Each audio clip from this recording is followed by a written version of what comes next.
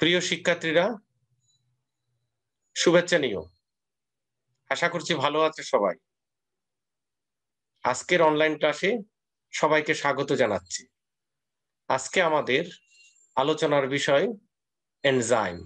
আজকে আমরা এনজাইমের নামকরণ এবং এনজাইমের প্রকারভেদ সম্পর্কে বিস্তারিত আলোচনা করব। তাহলে চলো মূল আলোচনায় যাই।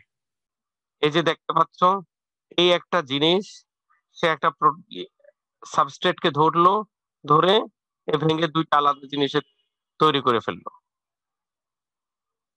তাহলে আমরা যদি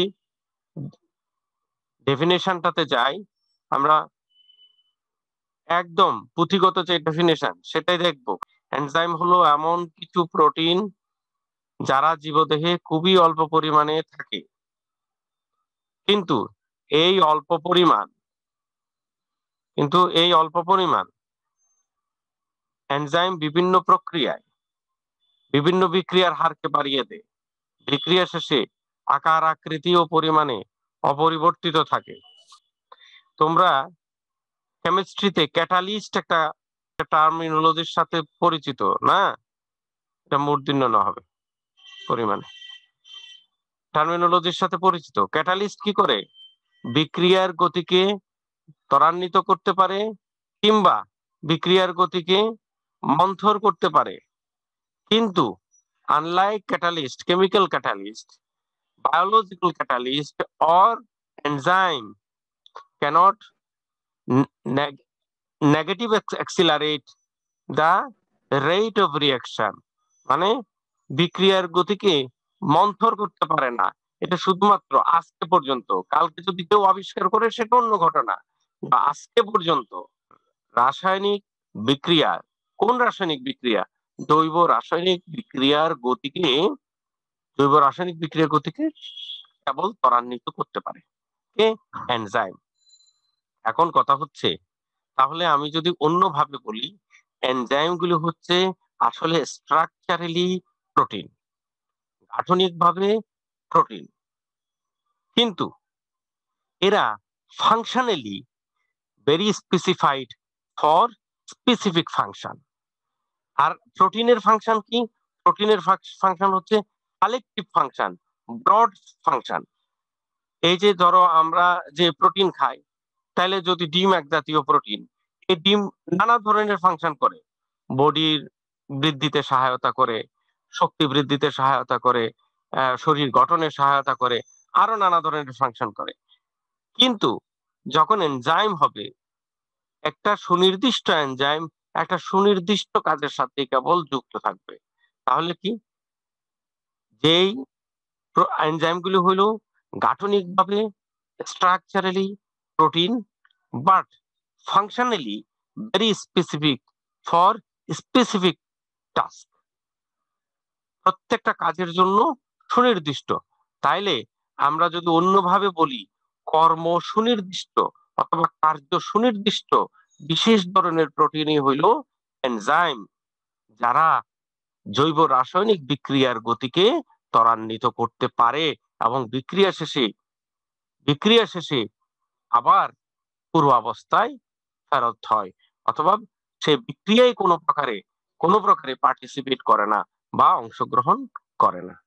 তাহলে এখন যদি আমরা বলি সকল এনজাইমই প্রোটিন, কিন্তু সকল প্রোটিন এনজাইম নহে।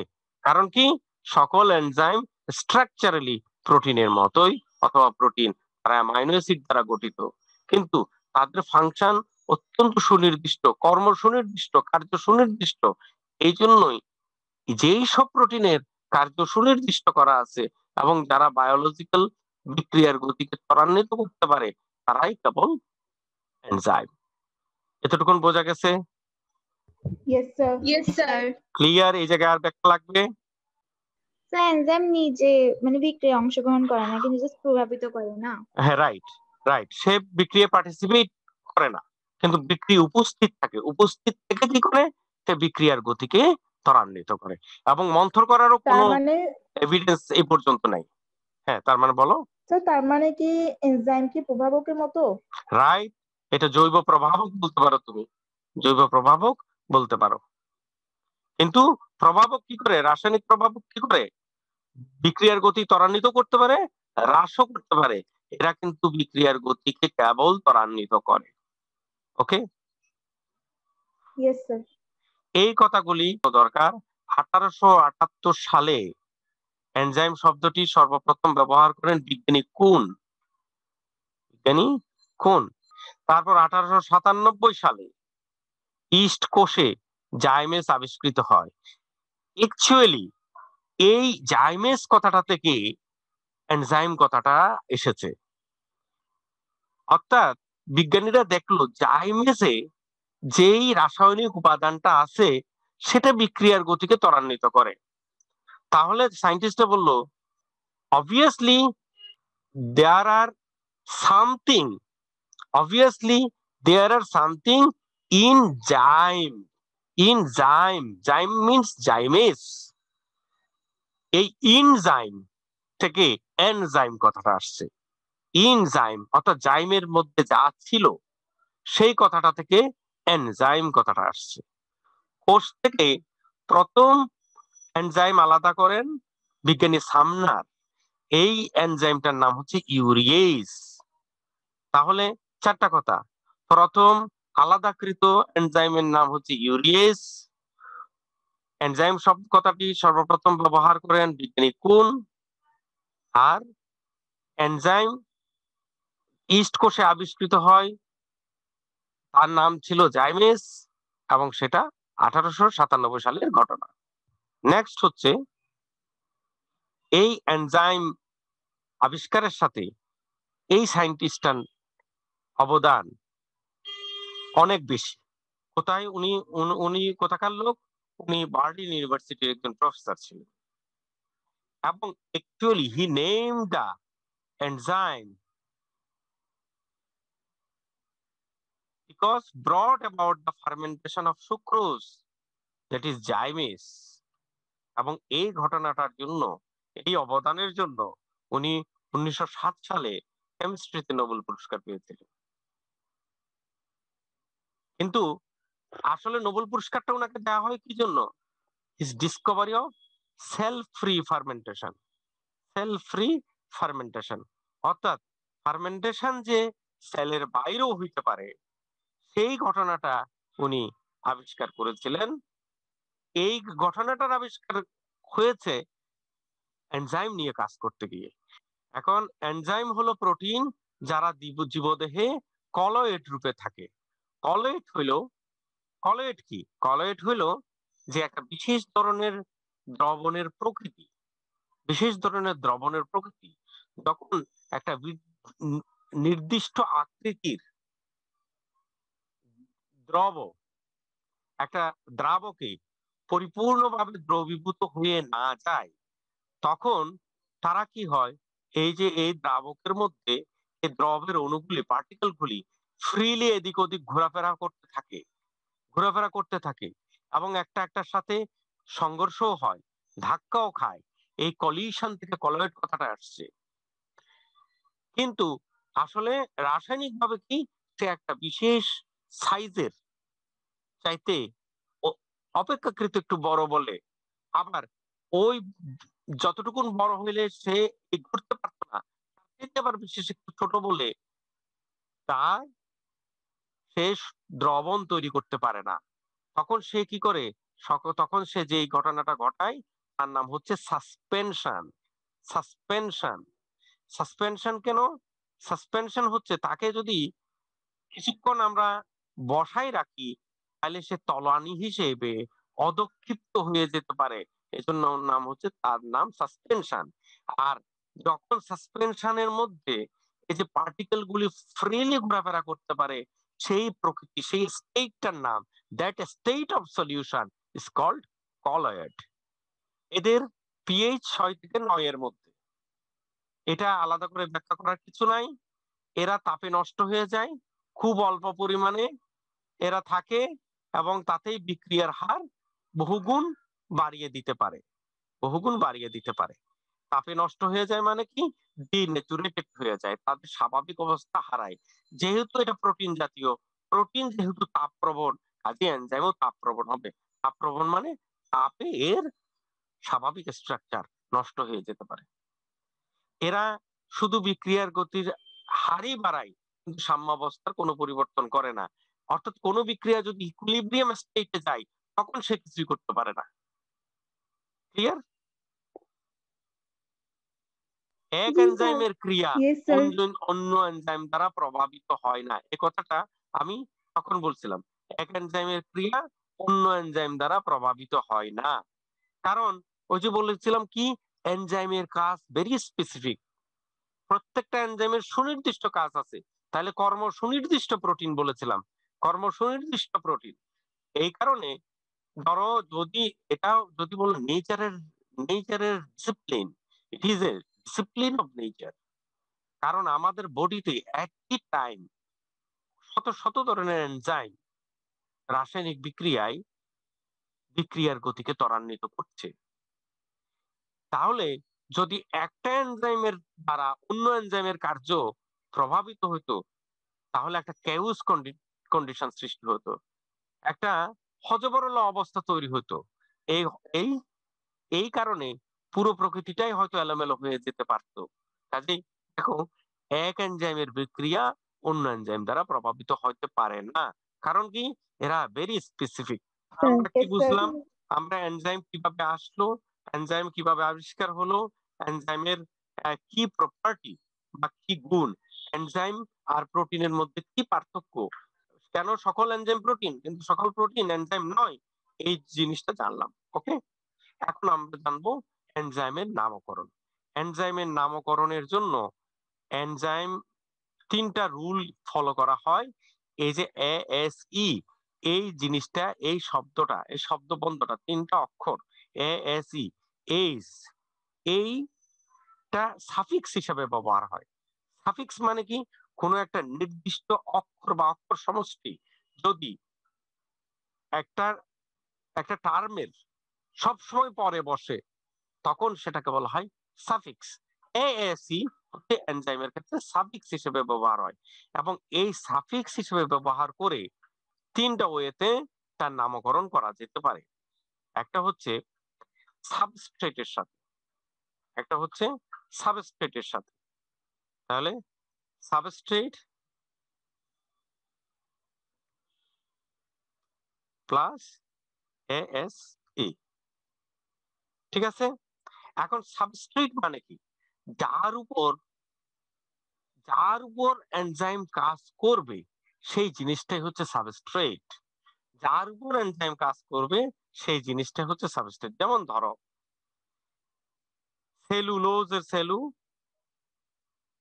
সেলুলোজের উপর কাজ করবে, সেলুলোজ একটা সাবস্ট্রেট, তাইলে প্লাস এস ই এস। ওকে, তাইলে তাহলে কি হয়, তাহলে হয় সেলু সেলুলেজ, ঠিক আছে? সাবস্ট্রেটের সাথে ইয়েস স্যার। এএসই যোগ করে তাইলে হবে একটা procedure, substrate plus A S E. As for example, as for example, এই যে এটাকে আমি এক্সাম্পল হিসেবে এক্সাম্পল এক্সাম্পল আরেকটা হচ্ছে কি, তোমার এই যে কি বিক্রিয়া ঘটবে, কি বিক্রিয়া ঘটবে, বিক্রিয়ার সাথে এএসই যোগ করে। সাবস্ট্রেট হচ্ছে যার উপর বিক্রিয়া হয় সেটা, আর বিক্রিয়া যে ঘটায়, বিক্রিয়ার type, type of reaction, type of রিয়েকশনের উপর ভিত্তি করে আরেক ধরনের নোমেনক্লেচার, আর একটা পদ্ধতি। তাইলে ধরো হাইড্রোলাইসিস ঘটাবে, বিক্রিয়াটা হচ্ছে হাইড্রোলাইসিস। হাইড্রোলাইসিস কি, পানির উপস্থিতিতে কোনো কিছুকে ভেঙে ফেলাকে, ডিসোসিয়েট করাকে বলা হয় হাইড্রোলাইসিস। তাহলে হাইড্রোলাইসিস,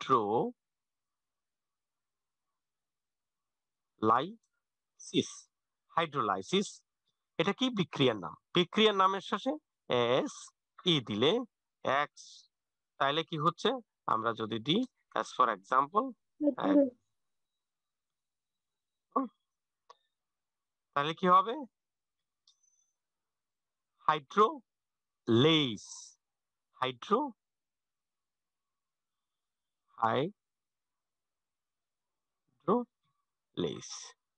কথাটা বোঝা গেছে? Clear? Clear Yes, sir. sir. এবার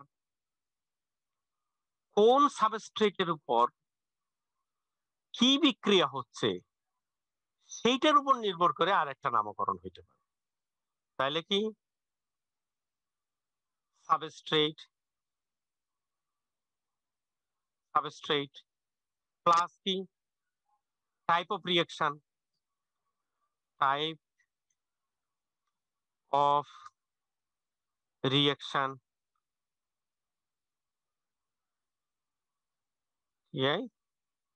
reaction plus ASE, substrate plus type of reaction plus ASE।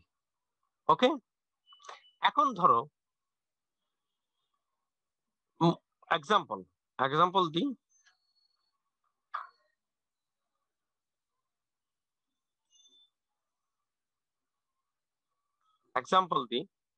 Example কি, তোমার ধরো গ্লুকোজ থেকে ফ্রুক্টোজ হইতে পারে না? গ্লুকোজ থেকে ফ্রুক্টোজ হইতে পারে তো। আবার জি স্যার। ফ্রুক্টোজ ভেঙে গ্লুকোজ sir. হইতে পারে।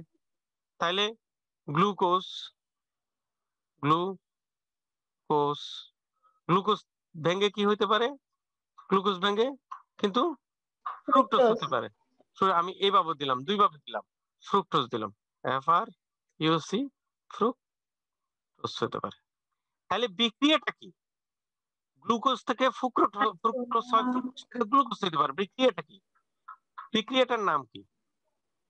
সমানুকরণ বিক্রিয়া। সমানুকরণ বিক্রিয়া। ইংরেজিতে যদি বলি আইসোমারাইজেশন, আইসোমারাইজেশন, বিক্রিয়াটা কি আইসোমারাইজেশন। তাইলে আমরা গ্লুকোজ আর ফ্রুক্টোজকে একটা শব্দ বলতে পারি না? গ্লুকোজ আর ফ্রুক্টোজকে একই শব্দ বলতে পারি কিনা? জি স্যার। কি বলতে Yes, পারি? sir. কি বলতে পারি?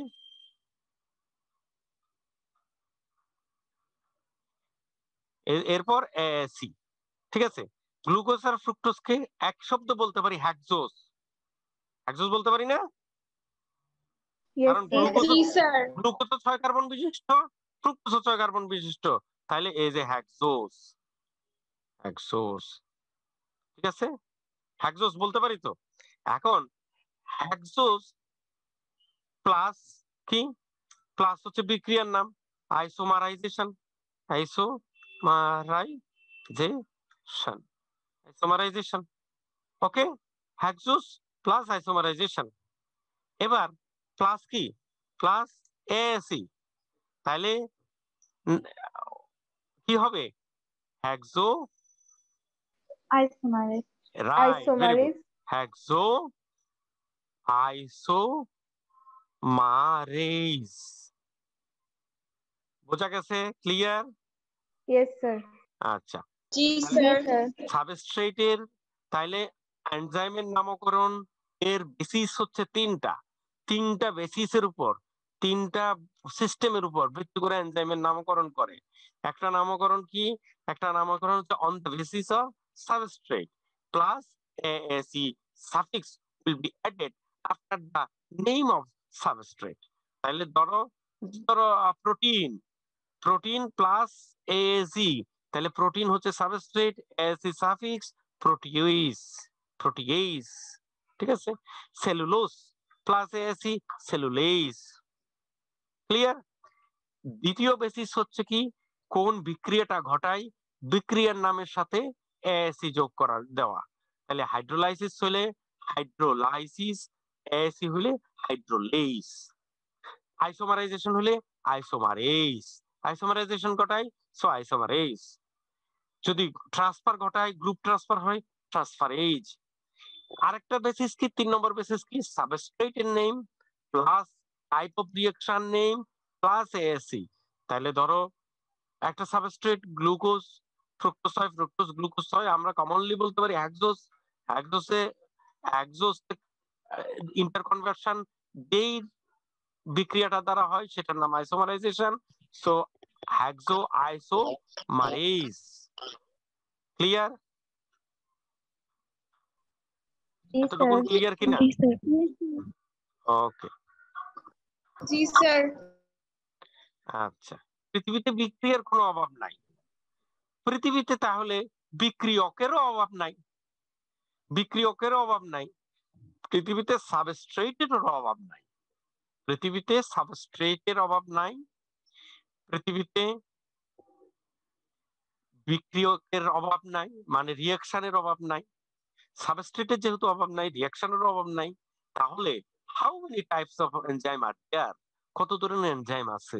এবং তুমি কিভাবে এটা মনে রাখবা? কিভাবে তোমার এটা হিসাব রাখবা? এই হিসাব না রাখলে তো তুমি পরবর্তীতে কাজ করতে পারবে না। এই অসুবিধা এড়ানোর জন্য যত ধরনের সাবস্ট্রেট, তত ধরনের এনজাইম, যত ধরনের বিক্রিয়া, তত ধরনের এনজাইম, যত ধরনের সাবস্ট্রেট প্লাস বিক্রিয়া, তত ধরনের এনজাইম, এই ঝামেলা এড়ানোর জন্য সায়েন্টিস্টরা একটা পদ্ধতি ব্যবহার করতেন। এই পদ্ধতির উপর ভিত্তি করে এনজাইমকে নামকরণ, ক্লাসিফিকেশন বা শ্রেণীকরণ করা হয়েছে। বুঝতে পারছো? এখন এই কারা সেই অথরিটি যারা এই এনজাইমের নামকরণটা করবে? IUB, দেখতে পাচ্ছ তোমরা? জি স্যার। যেটার পরিবর্তিত জি নাম স্যার। হচ্ছে, বর্তমান নাম হচ্ছে IUBMB। IUB হচ্ছে ইন্টারন্যাশনাল ইউনিয়ন অফ বায়োকেমিস্ট্রি, আর IUBMB হচ্ছে international union of biochemistry and molecular biology. এরা বললো কি, এটা এন্ড যন্ত্রণা কি sir? And molecular biology, international union of biochemistry and molecular biology. যেই প্রতিষ্ঠানটা আগে নাম ছিল IUB, সেই প্রতিষ্ঠানটারই বর্তমান নাম হচ্ছে IUBMB, international union of biochemistry হয়ে গেল কি union of biochemistry and molecular biology. এরা বলল কি, পৃথিবীতে যত ধরনের এনজাইম থাকুক না কেন, those are within the 6 types. মানে কি, পৃথিবীর যাবতীয় এনজাইম 6 ধরনের। পৃথিবীর যাবতীয় এনজাইম 6 ধরনের। পৃথিবীর যাবতীয় এনজাইম 6 ধরনের। এবং এটা অবশ্যই তোমাকে ক্রনোলজি মেনটেন করতে হবে, এলোমেলো ভাবে পড়লে হবে না। এই জিনিসটা মনে রাখার জন্য আমি একটা পদ্ধতি অবলম্বন করি। এটা হচ্ছে OTH, OTHLIL, OTH লিল। অবশ্যই তোমাকে এই ক্রনোলজি মেনটেন করতে হবে। It is obligation. Obligation by hmm? Obligation by IUBMB। এটা তোমার আমার ইচ্ছের উপর ডিপেন্ড করে না। ওকে, এখন ক্লাসিফিকেশনটা কি হবে? ও 1 নম্বর হচ্ছে অক্সিডোরিডাকটেজ। ও ফর অক্সিডোরিডাকটেজ 1 নম্বর। দুনিয়া উল্টে গেল, অক্সিডোরিডাকটেজকে সবসময় ফার্স্ট বয় হিসেবে রাখতে হবে। তারপর টি, টি ফর ট্রান্সফারেজ 2 নম্বর। 3 নম্বর এইচ ফর হাইড্রোলেজ। 4 নম্বর এল ফর লাইয়েজ। 5 নম্বর আই ফর আইসোমারেজ। 6 নম্বর এল ফর লাইগেজ।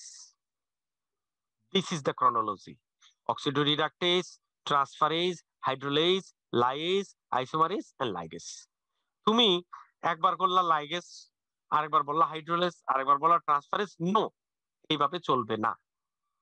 ক্লিয়ার? এতটুকুন পর্যন্ত ক্লিয়ার?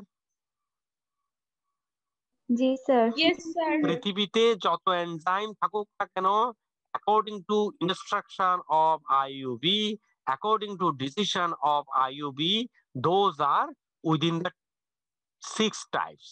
ওরা 6 ধরনের। তাই টাইপটা কি? 1 অক্সিডোরিডাকটেজ, 2 ট্রান্সফারেজ, 3 হাইড্রোলেজ, 4 লাইয়েজ, 5 আইসোমারেজ, 6 লাইগেজ। এবং এই ক্রনোলজিটা মেনটেন করতে হবে। এই জন্য আমি মনে রাখার জন্য আমি OTH লিল, এটা মনে রাখি, OTH লিল, অক্সিডোডিডাকটেজ, ট্রান্সফারেজ, হাইড্রোলেজ, লাইজ, আইসোমারেজ, লাইগেজ। অক্সিডোডিডাকটেজ মানে কি? যারা অক্সিডেশন এন্ড রিডাকশন ক্রিয়া ঘটায়, কারণ বিচারণ ক্রিয়া ঘটাইতে কাজ করে। ট্রান্সফারেজ মানে যারা গ্রুপ ট্রান্সফার করতে সাহায্য করে। হাইড্রোলেজ যারা পানির উপস্থিতিতে ভাঙন প্রক্রিয়া ঘটায়। লাইজ যারা পানি উপস্থিতির সাহায্য ছাড়াই ভাঙন ক্রিয়া ঘটাইতে পারে। আইসোমারেজ যারা আইসোমারাইজেশন বিক্রিয়া ঘটায়। লাইগেজ যারা দুইটা গ্রুপকে জোড়া লাগানোর কাজ করে, লাইগেজ। তারপর আমি এটা নিয়ে ডিটেল পড়ব। এতটুকুন পর্যন্ত কারো কোনো প্রশ্ন থাকলে জিজ্ঞাসা করো। এতটুকুন পর্যন্ত কারো কোনো প্রশ্ন আছে? স্যার স্যার দ্বিবন্ধনীকে সৃষ্টি বা অপসারিত করে গ্রুপ স্থানান্তর ঘটায় স্যার, কথাটা স্যার ডিটেইল যাব এগুলি নিয়ে, পরের ক্লাসে আমি ডিটেইল যাব। গ্রুপ স্থানান্তর, ট্রান্সফারেজ কি, অক্সিডোডিডাকটেজ কি, এগুলি নিয়ে আমি ডিটেইল যাব। তাহলে আজকের আলোচনা থেকে আমরা এনজাইমের নামকরণ, এনজাইমের প্রকারভেদ সম্পর্কে বিস্তারিত জানতে পারলাম। আজ এ পর্যন্ত। সবাই ভালো থেকো, সুস্থ থেকো। ধন্যবাদ সবাইকে।